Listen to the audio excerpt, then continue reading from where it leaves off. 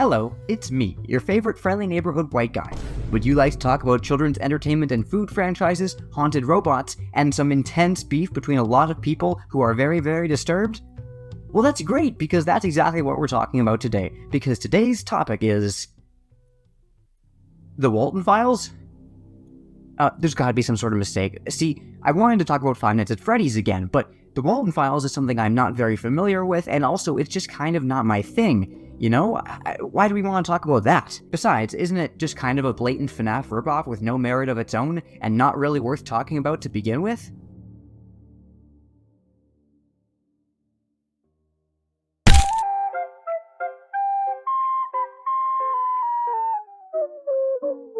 The Walten Files is one of my favorite pieces of media that's releasing right now.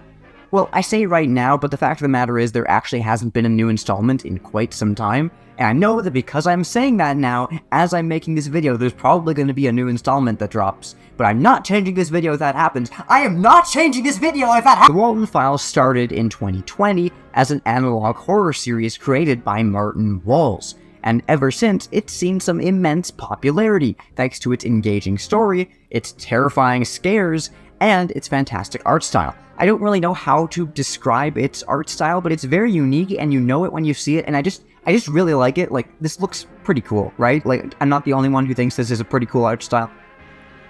I don't know anything about art, please just agree with me. The story's scares come from the deep, intricate interpersonal relationships that it showcases, and it shows how personal lives can become really frightening if we let our own personal demons fester. But of course, in the series' wake, there's been a lot of people who refuse to touch it because they see it as a blatant FNAF ripoff or copy. And Martin Walls has specifically said that he wants his unique creation to be seen as its own thing, separate from Five Nights at Freddy's. So obviously, I think he would really not like it if we were to just spend an entire YouTube video comparing the two series and talking about what makes them so similar and different. He probably wouldn't like us to compare them very much. He definitely wouldn't like us to compare them very much.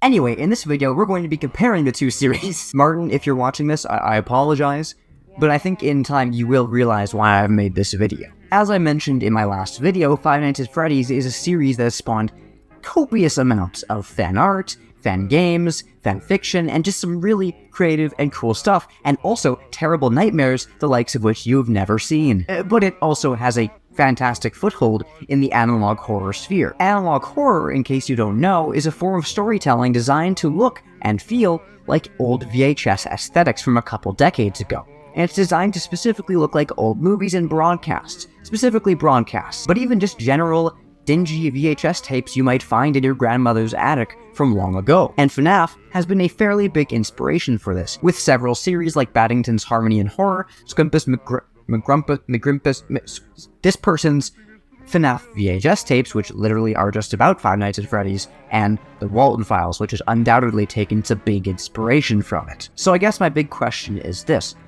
do the similarities between these two series in particular take away from the quality of the Walten Files and take away from the authenticity of it? And should we treat the Walten Files any differently because of the comparisons we can make between it and FNAF? Most of the Walten Files, especially the earlier installments, is designed to look like training tapes for the employees of a fictional company called Bunny Smiles Incorporated.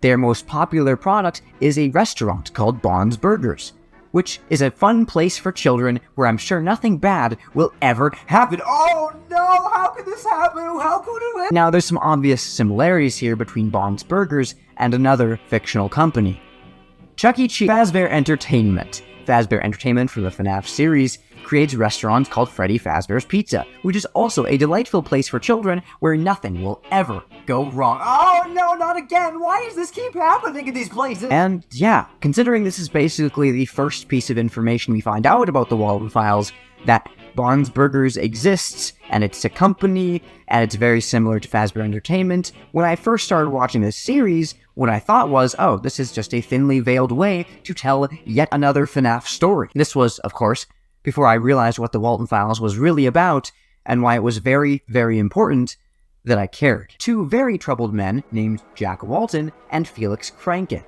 Now, these two men, when they were growing up in college, had a very similar dream. Animatronic entertainers entertaining children, and also burgers. And that's really nice. But As these men grew up, something started to happen. First, they both got families. Felix married, Jack married. Jack also had 3 kids named Molly, Edward, and Sophie. And as this started to happen, the human relationships that had been established between all these people slowly started to erode. And as we're going to see, that type of thing can be way more terrifying than any haunted robot ever could be. See, for reasons that I don't think are quite yet clear, Felix would start to come home anxious to his wife, and he would start to get very drunk, and she didn't take this for very long, because soon enough, they got a divorce, and after which, Felix would only get more drunk, and his life would fall apart even more, but he would still remain friends with Jack, even if Jack could tell that something was clearly very wrong, and all of this culminated one day when Felix was driving Jack's 2 kids, Edward and Molly, home from a school event, very, very drunk. But don't worry, because even though he's very, very drunk, he's a totally skilled driver, and nothing bad ever happened until it totally did, and now he had 2 dead kids on his hands. But hey, fellas, haven't we all been there? Now, Felix knew that if his business partner found out about this, if his friend found out about this, it would only send them further spiraling down into despair, and so Felix figured the one thing he could do to make the situation a little bit better would be to bury the 2 kids and make Jack think they had just gone missing. And maybe that would shield Felix from some of the guilt and the blame that he would feel otherwise. And so, over the next grueling hour, the worst moment in his life, he slowly dug graves for these 2 children to hide them in the hopes that Jack would never find out. Of course, Jack never did, but he did start to suspect that something was going on. He knew that for his 2 children to just go missing after Felix was supposed to have taken care of them, well, something happened. And there was another problem arising. See, the kids being dead was bad enough, but there's only one thing that would be worse: if they weren't dead. And sure enough, they weren't. At least not quite. Their souls had gone on to possess the little toy dog thing. I think it's a dog. Hang on. Okay, well, first I actually thought it was a mouse, and then I thought it was a dog. It's actually a rabbit. Their toy rabbit named Rocket. What we do know is, if Jack found out that this was the fate of his 2 youngest children, he would be utterly heartbroken. So I guess it's a very good thing that just a month later, he completely disappeared, and never had to find out at all. All of this happened before Bond's Burgers even opened its doors. So you can imagine that when it did open its doors, it did not go well, and it was very much primed for failure. Felix was left to run the restaurant on its own after Jack completely disappeared, and now Felix had this massive guilt weighing on his mind. By the 3rd day that Bond's Burgers was open, Felix had just stayed home. He did not want anything more to deal with this because of just being racked with grief. That night, a woman named Susan Woodings was performing maintenance on the Bond animatronic after noticing that it was acting pretty strangely earlier in the day. He wanted to tear her apart, so it did. And we don't really know why this happened. We don't know why the Bond animatronic started acting malicious, but it may have had something to do with Jack's disappearance just a little while prior. We just don't know yet. From here, things just get even worse. Rosemary Walten, Jack's wife, obviously wanting to know where her husband went, goes to Bond's Burgers and is also killed by Bond after being led there by a mysterious shadowy figure who told her that it could tell her where her husband had gone. Anyway, later the Bond's Burgers establishment just completely shuts down because things have gone totally terribly, and everyone involved with the project deems it a complete and utter failure. Everyone moves on, and the Walten Files story is over.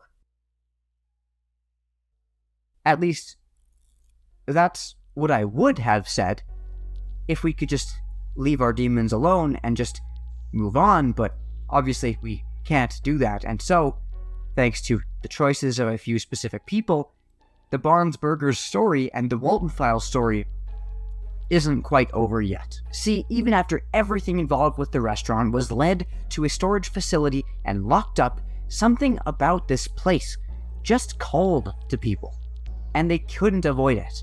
For instance, at first, 3 employees who were meant to sort of keep an eye on things were led into the storage facility, and only 2 came back out. I don't think I need to tell you what happened to the 3rd one.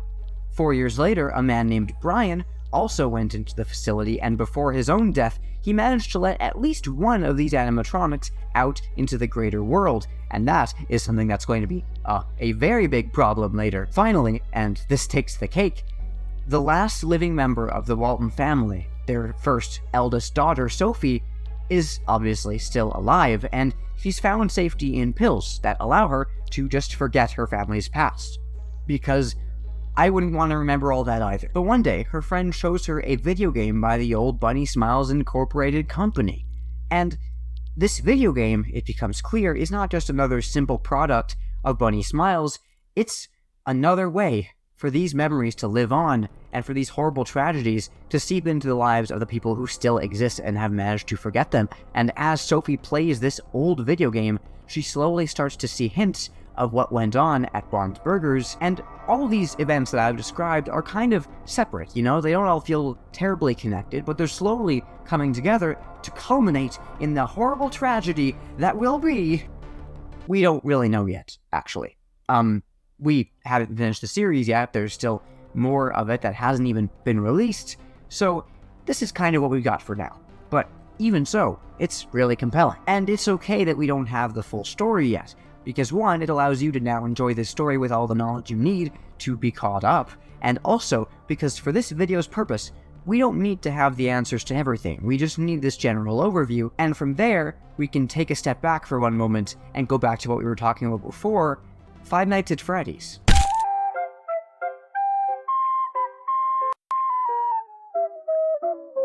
I want to make myself very clear, this story is by no means a hidden gem. If it was, I would have just told you the story and told you to go support it, but I think there's more to it, and I think there's more I need to talk about. So I'm going to, and I think that in time you'll understand why. When I was looking for topics to make this video about, I was looking for something a little lesser known, something people didn't know about as much, so I could share it to people who'd never seen it before. And naturally, when I was looking, I came across a lot of things people had seen before, like the Walten Files, and the Mandela Catalog, and Baddington's videos. I was looking for analog horror stuff in particular, and I found it, but just stuff that people kind of already knew about. And so originally I was trying to come up with something else. But then I saw something really interesting about the Walten Files in particular that caused me to make this video. In a lot of old discussion threads and a lot of old forums that I went through, I saw a lot of people saying things like, the Walten Files is a FNAF copy with less creative designs, or if it weren't so derivative of FNAF, it would be better. And that got me thinking. It's hard to argue these series don't have similarities. Both are about men who try to start children's entertainment franchises before things go horribly wrong, and before they know it, their families are torn apart, their friends are isolated from them, and things go wrong there too, and also there's haunted robots probably, and there's a lot of employees who also have to venture into these places and end up getting a lot more than they bargained for. Yeah, there's tons of similarities here that make these series seem very similar, and I guess if you've already played FNAF, or you know of FNAF and you don't really care for it, then maybe this is a story you should sit out on and you shouldn't really experience for yourself at all. Is what I would say if I had to end this video right now and I didn't have any more time to explain myself, but I have all the time in the world and I can explain myself and I will explain myself, so you're gonna see why I like this series so much and why you should too, and we're gonna do that right now, so buckle up because here we go! I remember I wanted the Walten Files to work in a way that if you finish the final video in the series, you can look back at the first one and go, okay, yeah, this makes sense.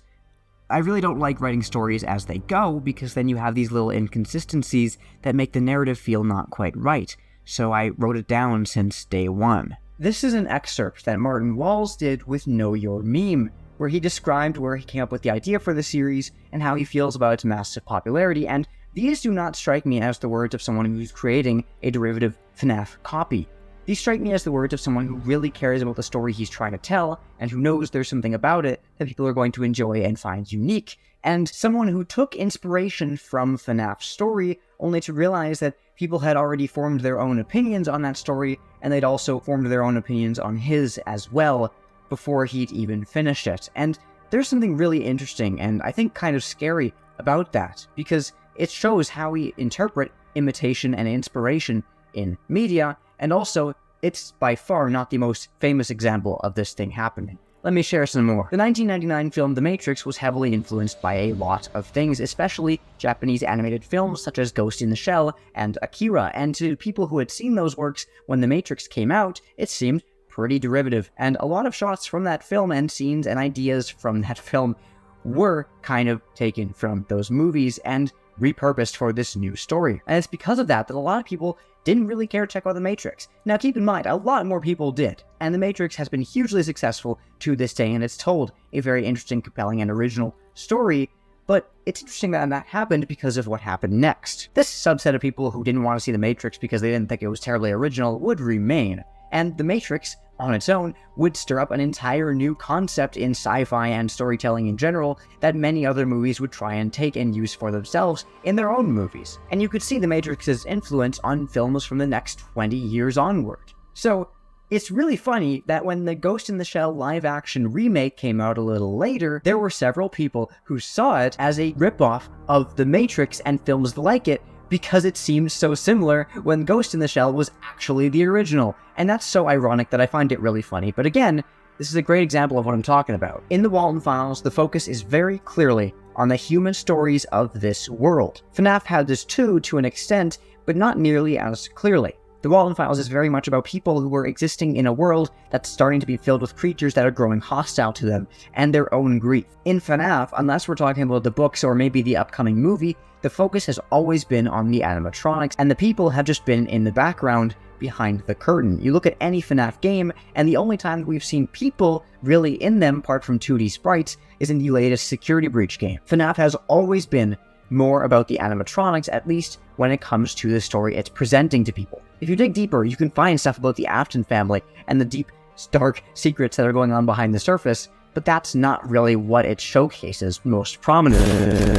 Before this video continues, I'd like to take a moment to shout out Netherblack Art Commissions. Using the link on screen or in the description, you can commission some fantastic art to call your own, so consider checking it out. There's some on screen right now that you can take a look at to see if this is right for you, but there's a wide range you can go with depending on your own personal needs, and of course all the more detailed info that you'll need is in the link in the description or on screen right now. Check it out! Now let's get back to the video. I've tried to tell my own stories in the past a lot, and I always end up taking some inspiration from stories that I myself have experienced. And I never really noticed this until I've finished writing something, and then I look back at it and I go, oh, I've taken inspiration from a lot of things here, and this isn't as original and exciting as I thought it was.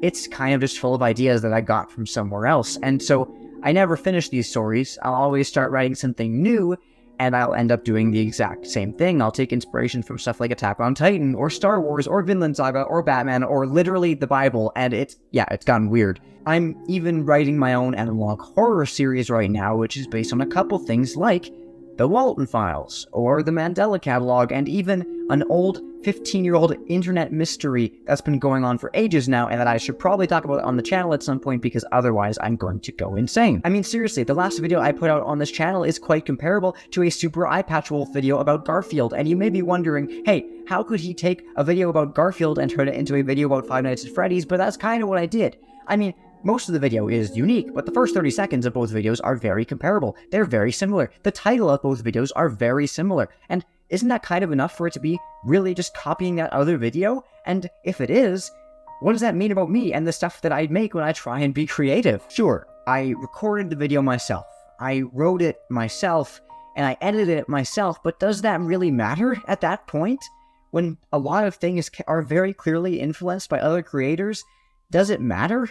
I mean, I mentioned Attack on Titan, and that's probably my favorite story of all time, but I looked into it recently, and that story has been heavily influenced by stuff like Breaking Bad, and also whatever this thing is, and if you look closely, you can see that certain shots, certain themes, certain plot elements entirely are just taken from those older stories, and so it makes me wonder, is even that story that I like so much original? So, is there no hope?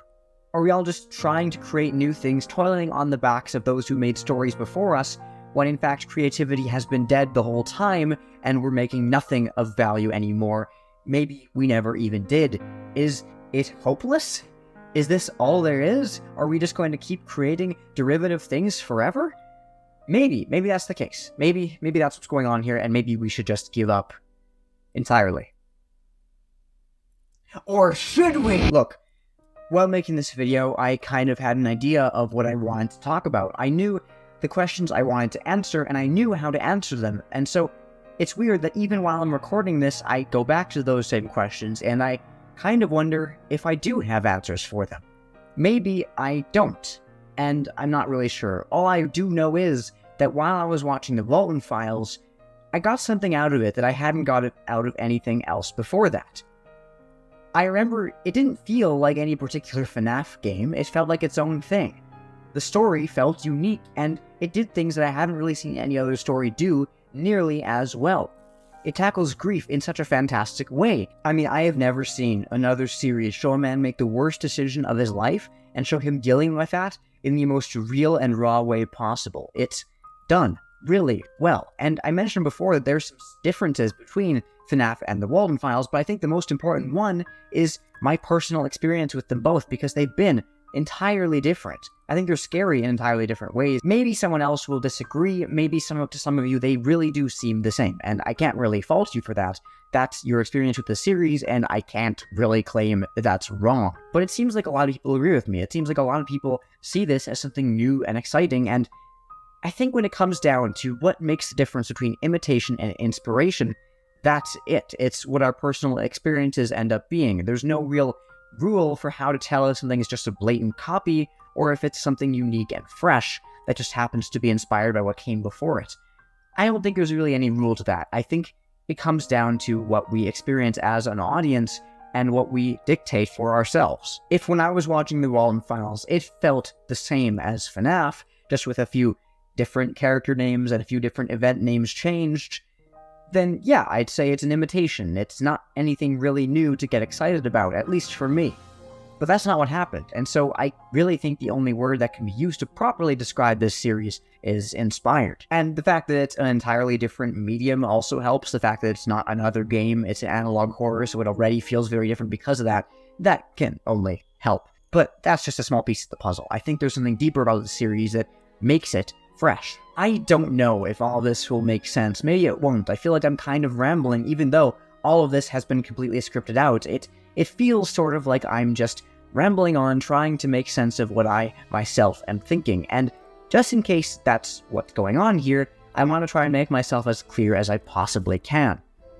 I think it's okay to take inspiration from stories that you've experienced and really liked. There's tons of stuff that is literally just a copy of what came before it that happens all the time. But it's my belief that if you make something, and you try to make something new, and you try to make something creative, I think you're going to do so.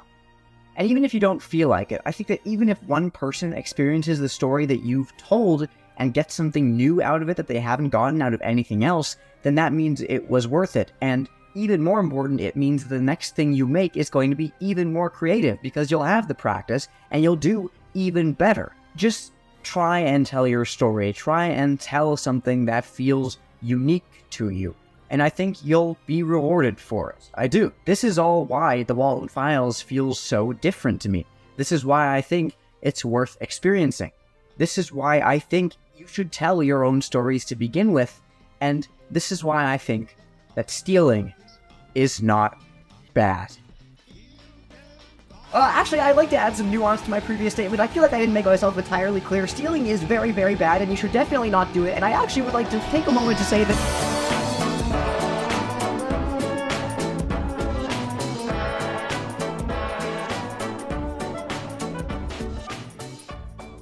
Hey, thanks for checking out the video all the way to the end. I'd like to give a special thank you to all the channel's patrons, including Connor Stearman, Sketch Arts, Evan Agradano, and Dogman83. Is he a dog? Is he a man? We may never know. If you would like your name in these credits and to see all of my videos several days early, consider becoming a Patreon with the link on screen or in the description. Thank you. I'll see you all again very soon. Bye-bye.